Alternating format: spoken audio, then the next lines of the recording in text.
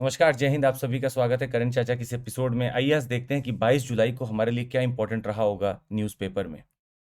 सबसे पहले तो आपको कुछ चीज़ें बता दें, जल्दी जल्दी से सुन लीजिएगा। तो अगर सपना देख ही रहे हैं आईएएस बनने का, तो कोशिश करिएगा कि एक फोटोग्राफ को अपने साथ रखिए और उसके पीछे लिखिए अपना नेम, पोजीशन, सब कुछ जो आपको चाहिए, और देख के इसको मोटिवेट होते रहिए। यही असली मोटिवेशन है जो आपको मिलेगा। बाकी तो आप इधर उधर से बहुत ढूंढ ही लेते हैं, पर ये सबसे बड़ा मोटिवेशन होगा। प्राइस हाइक ऑलरेडी हो चुका है, आपको बता दें प्राइस हाइक हो चुका है, तो आपको देखना होगा अब कि आगे का क्या प्राइस आने वाला है। एंड अभी तक ये आपका आज तक का आखिरी ये ऑफर चल रहा है अभी। If you want to take this, आप 12 महीने का लेंगे आपको 3 महीने का एक्सटेंशन मिलेगा। आप 18 महीने का लेंगे 4 महीने का मिलेगा, और अगर आप 2 साल या 3 साल का लेंगे तो आपको 6 से 9 महीने का एक्सटेंशन मिल सकता है। ये सब मिल रहा है आपको CMC कोड पर। आप प्रीलिम्स दीजिए, आपका मेंस में बड़ा बेहतरीन होगा। आप मेंस दीजिए, आपका इंटरव्यू में बड़ा बेहतरीन होगा, और हम लोग कोशिश करेंगे आपके साथ हमेशा रहने की। अगर मान लीजिए किसी एक अवस्था में अगर नहीं होता है, तो हम आपको एक्सटेंशन भी देंगे, प्लस कहीं ना कहीं हम आपके साथ पूरा लगे रहेंगे कि आपका ज़रूर हो। ये बैचेस आज से चालू हो रहे हैं, आप देख सकते हैं। और ये बैचेस में कोशिश की जाती है कि आपको कॉम्प्रिहेंसिव स्टडी मटेरियल दिया जाए, मेंस और प्रीलिम्स की टेस्ट सीरीज दी जाए, अनलिमिटेड एक्सेस आपको मिलता है, तो बड़ा बड़ा फायदा आपको मिल सकता है। CMC कोड पर आप लाभ ले सकते हैं। और हाँ, हम ऑफलाइन भी अब खुल चुके हैं, आपको बता दें। We are now offline from Mukherjee Nagar plus old Rajendra Nagar, वहां से भी हमारा चल रहा है, आप वहां पे ज्वाइन कर सकते हैं। CMC कोड पर आपको वहां पे भी लाभ मिलेगा।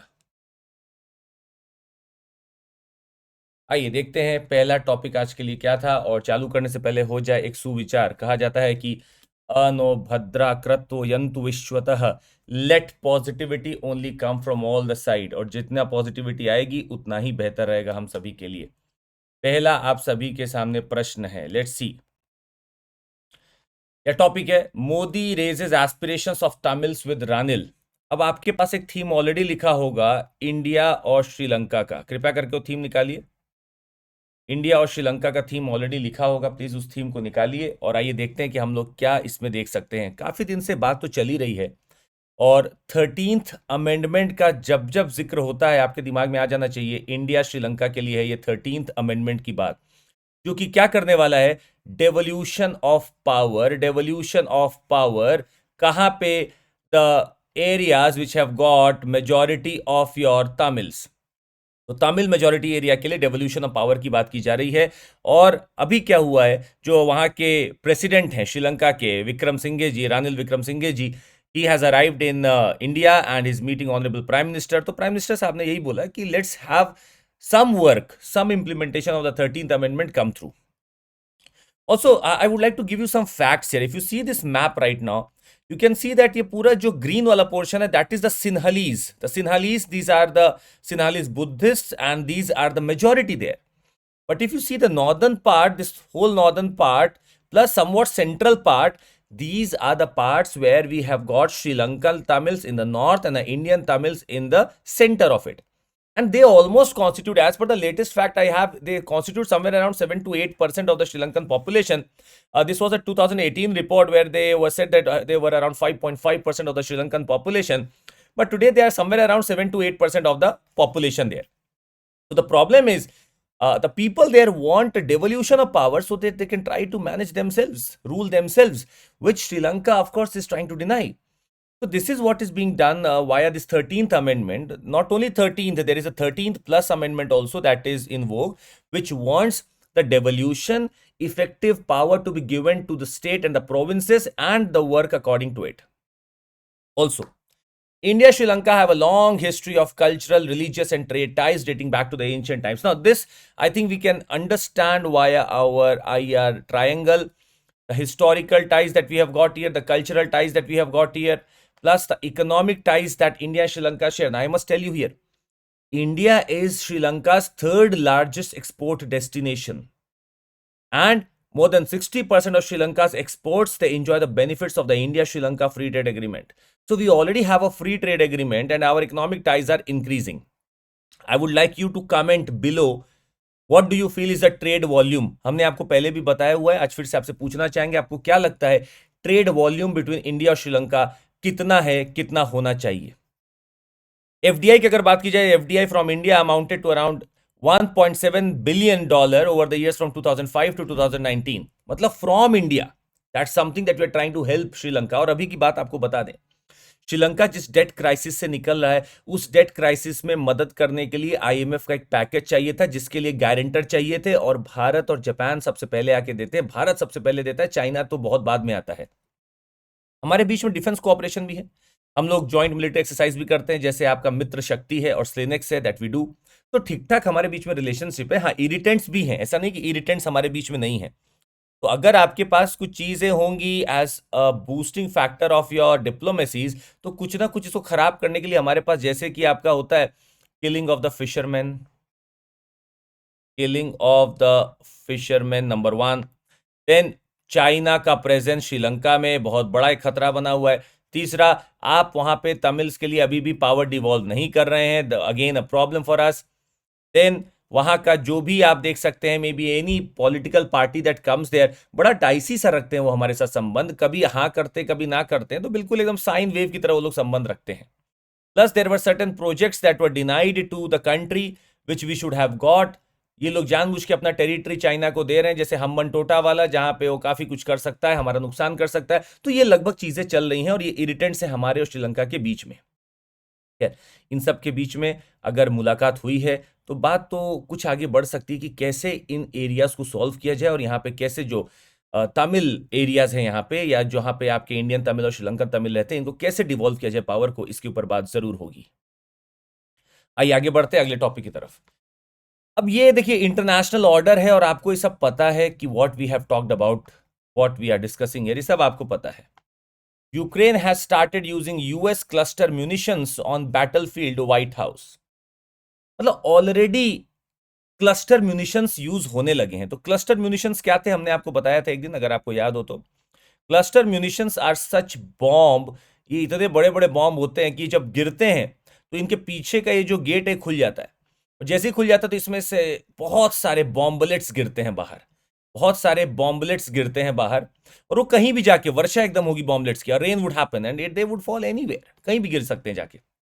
अच्छा, गिर भी जाते हैं, कहीं तो फट जाएंगे, सोचिए किसी के ऊपर ही फट गए, गाड़ी में फट गए, किसी बिल्डिंग में फट गए, ये सब तो हो ही रहा होता है। पर कई बार क्या होता है, वो जाके वहां आइडल पड़े रहते हैं। अब आइडल अगर पड़े हुए हैं, तो मान लीजिए कभी भविष्य में 1-2 साल बाद कोई जाके इस पे पैर रख दिया, यहाँ बिल्डिंग बनने लगी, फिर फट जाएगा। तो ये बहुत बहुत ही ज्यादा फेलियर रेट इनका बहुत हाई होता है। इसीलिए इनको रोकने की बात की गई थी। 2008 में कन्वेंशन भी आता है कि इसको बंद कर दिया जाए, और 2010 में वो इफेक्टिव भी हो जाता है, कन्वेंशन ऑन दिस म्यूनिशंस का बैन करने के लिए, convention on banning the cluster munitions, ये बैन करने के लिए हुआ था। और आपको इसमें हमने बताया भी था कि यूएस, रशिया, यूक्रेन, इन तीनों ने तो साइन नहीं किया है, ना ही इंडिया ने किया है। India also has not signed it. A very important question of prelims can come here, but ये चीज चलती रहेगी, तो हम लोग को बार बार बस वही रिवाइज करना है जहां से क्वेश्चन बन सकता है। Cluster munitions are banned as per the UN convention, but there are some parties that have not done this, और maybe they have not signed this. ठीक है, आइए अगला देखते हैं। In past 5 years, over 1.08 lakh crores spent on railway safety, says Vaishnav. Now, I have got my infrastructure as the topic. Infrastructure as the topic. और इस infrastructure as a topic में आइए कुछ देखते हैं कि कैसे रेलवे हमारी सेफ्टी के ऊपर वर्क कर रही, सिक्योरिटी के ऊपर वर्क कर रही है। आइए देखते हैं। तो इनका कहना है that the Indian Railways is taking a slew of measures to ensure safety in operations following the Balasore triple train tragedy, which left 295 persons dead and over 1,000 injured. Union Railway Minister Ashwini Vaishnav told the Rajya Sabha on Friday. We already have something. हम आपको बताना चाहेंगे कि हमारे पास एक राष्ट्रीय rail संरक्षा कोष है, राष्ट्रीय रेल संरक्षा कोष, which was introduced in 2017 and 18। 5 साल होने वाले हैं, हो भी चुके हैं। रिप्लेसमेंट करना है, रिन्यूअल करना है, अपग्रेड करना है जो हमारे सेफ्टी एसेट्स लगे हुए हैं, और इसका जो कॉर्पस था 1 लाख करोड़ का था। From 2017-18 till 21-22, a gross expenditure already more than this has been done. मतलब इसके ऊपर हम लोग खर्चा ज्यादा कर चुके हैं। अगर हम लोग इतना खर्चा कर भी चुके हैं और उसके बावजूद भी ऐसी घटनाएं हो रही हैं, तो कहीं ना कहीं हो सकता है डायरेक्शन सही ना हो, क्योंकि पैसा तो ठीक ठाक लग गया है। तो साफ सा लगता है कि your intention was truly truly towards safety and security, but the problem is your implementation could not become so. Implementation वैसा नहीं हो पाया, और चूंकि इंप्लीमेंटेशन वैसा नहीं हो पाया, यही सारी दुविधाएं और दिक्कतें यहां पे दिखती हैं। कुछ और चीजें आपको बताना चाहेंगे। भारत में इस कोच के अलावा और भी चीजें हैं। आपको पता होगा कि भारत ने टेक्नोलॉजिकल अपग्रेडेशन कर रखा है हर कोच का, हर वैगन का, कि अगर गलती से कुछ आग लग जाए, स्मोक लग जाए, तो उसको भी डिटेक्ट कर लिया जाता है। We have got improved suspension design and provision of automatic fire and smoke detection system in the coaches. It also includes installing Kavach and indigenously developed automatic train protection, ATP, automatic train protection. अच्छा, दूसरा देखिएगा, LHB design coaches, lighter and safer coaches for male oblique express trains. अब आप खुद देख सकते हैं कि हम लोग अपनी चीजों को बदल भी रहे हैं। तो कुछ German technology and have better anti climbing features, fire retardant materials लगे हुए हैं, हायर स्पीड पोटेंशियल है, लॉन्गर सर्विस लाइफ है इनकी। तो हम लोग ऑलरेडी सेफ्टी, सिक्योरिटी और सस्टेनेबिलिटी को देखते हुए तो काम कर ही रहे हैं। हमारे पास जीपीएस बेस्ड फॉग पास डिवाइस भी है, जिसमें हमें पता चलता रहता है कि वहां पे वाकई में आगे कोई ट्रेन है कि नहीं है। जब हम लोग फॉग से निकल रहे होते हैं, भाई ऐसा धुंध होता है जो हम लोग कभी दिखेगा ही नहीं आगे क्या चल रहा है। तो it alerts the loco pilot with a loud buzzer when the train approaches a signal or a level crossing gate. तो पहले बज करेगा, देखो ये अब गेट से निकल रहे हो, पहले देखना पड़ेगा कि ये ग्रीन है कि रेड है, ये देखना पड़ेगा। अच्छा, हमने अपना ट्रैक का स्ट्रक्चर भी बदल दिया, prestressed concrete sleeper, higher ultimate tensile strength rails etcetera. तो अब आपको सब नहीं रखना है, आपको क्या याद होना चाहिए कि मेरे पास एक संरक्षा कोश है, मेरे पास कवच है जो कि खुद का बनाया हुआ ऑटोमेटिक ट्रेन प्रोटेक्शन सिस्टम है, मेरे पास एलएचबी डिजाइन कोचेस हैं, मेरे पास जीपीएस बेस्ड फॉग पास डिवाइस है। इतना ही नहीं, मेरे पास अल्ट्रासोनिक फ्लॉ डिटेक्शन टेक्निक है, ताकि जितना फॉल्टी ट्रैक होगा ना उसको हटाने के लिए है। अब आज से पहले तक हम लोग को पता नहीं चलता था कि फॉल्ट कहां पे, ट्रैक में कि कहां पे, अब वो भी हमें पता चल जाएगा। अगर कोई भी डिफेक्ट या फ्लॉ रहेगा तो ये पहले ही बज करने लगेगा, और जब बज करने लगेगा ये शायद चीजें हो गई, ये शायद चीजें अपनी होंगी। अच्छा, अगला देखिएगा,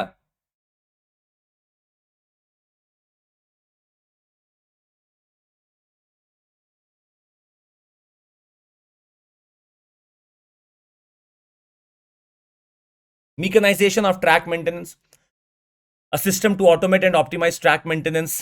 अब ये सब देखिए, इंटरलॉकिंग सिस्टम काफी न्यूज में रहा है। ये क्या होता है कि कैसे हम कंट्रोल पॉइंट्स बनाएंगे और कैसे सिग्नल्स को ऐसा सेंट्रली रखेंगे ताकि जब एक फिक्स्ड, एक निर्धारित जगह होगी, इस निर्धारित जगह पे पूरी एक ही ट्रेन लगी होगी और ये लॉक रहेगी। अब यहां कोई दूसरी ट्रेन नहीं आ सकती है। अब जब ये आगे चलेगी तो अगला सिस्टम है, ये लॉक हो जाएगा, कोई दूसरी ट्रेन नहीं आ सकती। ऐसे ये चलता रहता है। तो ये इंटरलॉकिंग सिस्टम भी जो हमने बनाया था, it eliminates the need for manual operations of points and signals bye staff on the ground, and it also reduces the chances of human failure. और आप देखिएगा, इंटरलॉकिंग सिस्टम के ऊपर ही काफी कुछ आया था जब ये उड़ीसा में हुआ था। तो lot of things came on this only, ये इंटरलॉकिंग सिस्टम ऐसा है वैसा है, इसी के ऊपर काफी चीजें बनी थी।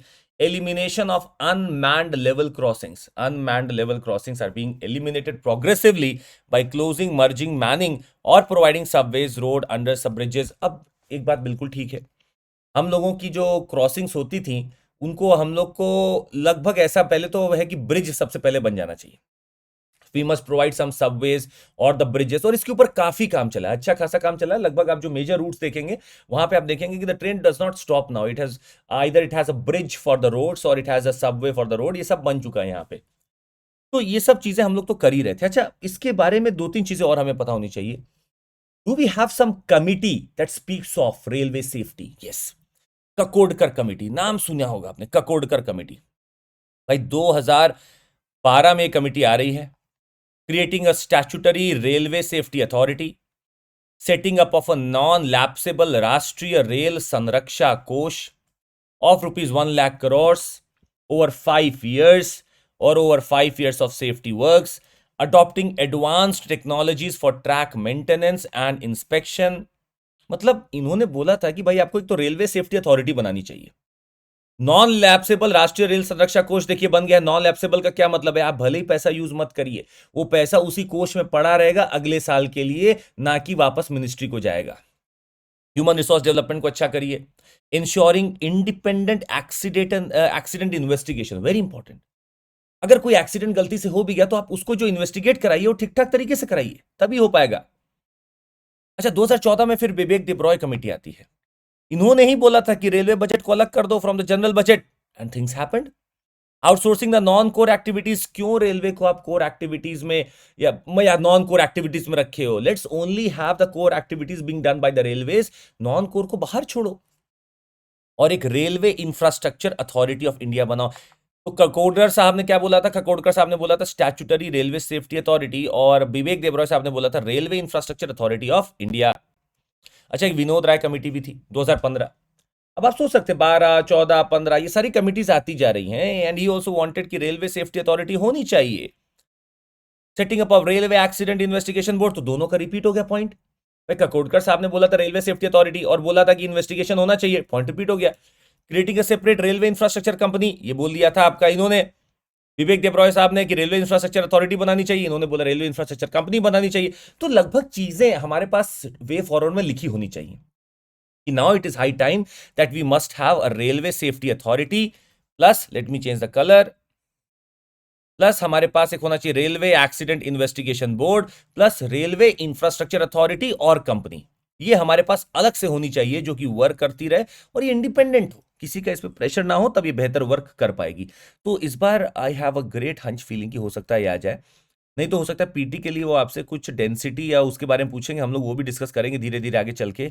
बिल्कुल एनसीईआरटी बेस्ड है, पर ये क्वेश्चन इंफ्रास्ट्रक्चर का बड़ा इंपॉर्टेंट हो सकता है और सामने हमारे आ सकता है। थोड़ा और आगे बढ़ते हैं, आइए। अब हम आपको थोड़ा दिखाना चाहते हैं कि क्या बाहर की स्थिति है। भाई अगर आपको हम यूके लेके चले तो UK has one of the lowest rates of train accidents in Europe. ऐसा क्यों है? क्योंकि उन्होंने सेफ्टी मेजर लगा रखे हैं ठीक ठाक तरीके से। Number one, the train protection and the warning system, the train protection and the warning system which automatically stops the trains that pass signals at danger or exceed the speed limits. Train protection and the warning system. The European Train Control System, ETCS, European Train Control System. The Rail Accident Investigation Branch, the Rail Accident Investigation Branch. तो सारी चीजें बनी हुई दिख रही हैं, already दिख रही हैं। तो समझ सकते हैं हम लोग कि यहाँ पे rail accident investigation branch etcetera, European train control system etcetera, अब इतनी चीजें वो कराए हुए हैं, हमारे पास भी हैं। The only thing is we have got enough pressure, human resource का क्रंच, और इतना मेंटेनेंस इतनी बड़ी कंट्री में इतना नहीं हो पाता है जितना कि वहां छोटी सी कंट्री में हो जाता होगा। हालांकि हमारे पास ये सारी चीजें हैं और इससे बेहतर भी हो सकती हैं, पर ठीक है, उन लोगों ने भी ठीक ठाक चीजों पे काम कर रखा है। They have got this train protection warning system, the European train control system and the rail accident investigation branch. तो आप ये देख सकते हैं रेल एक्सीडेंट का इन्वेस्टिगेशन ब्रांच हम लोग भी डिमांड कर रहे हैं। प्रोटेक्शन एंड वार्निंग सिस्टम हमारे पास है, यूरोपियन ट्रेन कंट्रोल सिस्टम हमारे पास, इंटरलॉकिंग सिस्टम है। तो एक इन्वेस्टिगेशन ब्रांच बस एक सा अलग सा दिखता है जो उनके पास है। ठीक, तो एग्जाम में लिखने के लिए केस स्टडी भी काम आ सकती है अपने। आइए अगले टॉपिक पे चलते हैं। Varanasi court orders ASI survey of Gyanvapi mosque. अच्छा देखिए, इसमें हम अभी कुछ उस डिटेल में नहीं जाना चाहेंगे, हमारा मेन कंसर्न यहाँ पे है एएसआई के ऊपर। तो आपके पास एक अगर थीम होगा जिसमें हम लोग कुछ बॉडीज को लिख रहे थे, कुछ ऐसे प्रोटेक्शन मेजर्स को लिख रहे थे, जहां आपने आर्ट एंड कल्चर में कुछ लिखा था, आर्ट एंड कल्चर हिस्ट्री वाले पार्ट में आपने एक थीम लिखी थी, हिस्ट्री वाले पार्ट में आपने एक थीम लिखी थी, जहां पे हम लोग एएसआई को पहले भी डिस्कस कर चुके हैं। एक बार इसको फिर से डिस्कस करते हैं हिस्ट्री में ही। आपके पास एक थीम हिस्ट्री की बनी होगी, उसको प्लीज निकालिएगा, इवेंट्स इन हिस्ट्री करके, या आपके पास होगा some the things that are maybe for art and culture के लिए कुछ लिखा होगा, उस थीम को निकालिएगा। मतलब बेसिकली हमें हिस्ट्री वाले में ही लिखना है। तो एएसआई क्या है इसके बारे में आइए हम लोग जानते हैं थोड़ा सा। बता दें आपको, archaeological survey of India is an affiliated agency of the government of India's Ministry of Culture. It is responsible for archaeological research and conservation. ये responsible है archaeological research और conservation के लिए, as well as the protection and preservation of historic monuments and archaeological sites around the country, The laws of the Ancient Monuments and Archaeological Sites and Remains Act of 1958 govern all archaeological activity in the nation.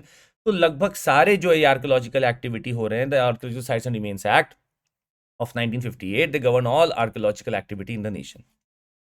Antiquities and the art treasure act of 1972 is also governed by it. तो सुनिएगा गौर से, the laws of the ancient monuments and archaeological sites and remains act of 1958 govern all archaeological activity in the nation The Antiquities and the Art Treasure Act of 1972 is also governed by it.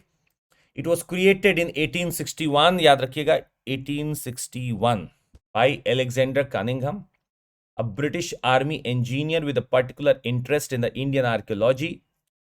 Alexander Cunningham की बात की जाए, he has been dubbed as the father of Indian archaeology. And these archaeological activities began considerably earlier in the 18th century when Sir William Jones and a group of antiquarians founded the Asiatic Society in 1784. Following independence, the AMASR Act of 1958 established ASI as a statutory entity. अब याद रखिएगा, ये जो आपका AMASR मतलब Ancient Monument and Archaeological Sites Remains Act of 1958. It has established ASI as a statutory entity. तो अब जाके मतलब पहले क्या लग रहा था, इट्स एन एफिलिएटेड एजेंसी, ठीक बात है, एग्जीक्यूटिव एजेंसी ये लग रहा था, पर जब से 1958 का एक्ट आया है, it has got the statutory status. Headquarter स्वाभाविक सी बात है न्यू दिल्ली में होगा, and is led by a director general. ASI protects and preserve over 3500 protected monuments. तो अब ये क्या करता है, ये R&D भी करता है, ये वहां पे कैसे चीजों को बचानी इसके ऊपर भी देखेगा। तो जितना आर्कियोलॉजिकली सर्वे हो सकता है ये सब इसको देखने की कोशिश करता है, as well as the protection and preservation of historic monuments and archaeological sites around the country. The laws of the Ancient Monuments and Archaeological Sites and Remains Act of 1958 govern all archaeological activity in the nation। तो ये AMASR act इसको याद रखना है अपने को। ये mains में भी एक बार क्वेश्चन आया हुआ है कि क्या वाकई में ASI वर्क किया है कि नहीं किया है ठीक ठाक तरीके से, क्या इसमें चीजें हो सकते हैं। हम लोग एक बार थोड़ी देर में समझेंगे इसको, जब मान लीजिए या थोड़े दिन में समझेंगे जब ये फिर से ASI के बारे में आएगा। इसका सक्सेस और फेलियर दोनों हम लोग को देखना होगा। इट्स नॉट नेसेसरी कि हमेशा सक्सेस ही देखें, नॉट नेसेसरी कि हमेशा फेलियर ही देखें, दोनों का मिक्स लेके चलेंगे कि कुछ जगह तो इसने ठीक ठाक काम किए हैं, कुछ जगह ठीक ठाक काम नहीं भी किए हैं। तो ASI याद रखिएगा, AMASR एक्ट है आपका archaeological ancient monuments and archaeological sites and remains act of 1958। और ये शायद हम पूरा पेपर ढूंढ लिया, आज हमें यही एक ऐसा टॉपिक आखिरी मिला जो हम शायद पढ़ना चाहते थे। आज एक पब्लिशर और प्लेटफॉर्म के ऊपर भी एक आर्टिकल एडिटोरियल आया था, हालांकि वो मतलब अभी इतना चीज़ उसमें क्लियर नहीं हो पा रहा है, क्योंकि भारत में ऐसा पहले लॉ आना पड़ेगा तब इस पे समझ पाएंगे हम लोग। तो आई थिंक आज के लिए बस इतना ही है। Let's meet tomorrow, let's see. और आपको बता दें कि आपको अगर हमसे जुड़ना है तो EMI फैसिलिटी अवेलेबल है, CMC कोड पर आप लाभ ले सकते हैं। ये कॉम्बैट कल होने वाला है 23 जुलाई 11 बजे, तो आप सब लोग भाग ले सकते हैं इसमें। 23 जुलाई 11 बजे आप भाग ले सकते हैं, CMC कोड पर आपको यहाँ भी लाभ मिल सकता है। और कॉम्बैट देते रहिएगा, ये आपको 50 क्वेश्चन 60 मिनट में करना होता है, तो ठीक ठाक चीज़ें इसमें आप कर सकते हैं, प्रैक्टिस कर सकते हैं। Plus we have already started our foundation success programme, CMC code पर आप यहाँ पे भी लाभ ले सकते हैं। तो जैसा आपको ठीक लगे देखिएगा जरूर। That would be all from my side, thank you so much, take care, जय हिंद। और निरंतरता ही सफलता की कुंजी है, जो निरंतर है वही सफल है। आपको बस निरंतर रहना है, सफलता खुद आपके पास में आ जाएगी। बहुत बहुत धन्यवाद। और जो क्वेश्चन पूछा है जरूर कमेंट करके जवाब दीजिएगा। Thank you so much, take care, bye, जय हिंद।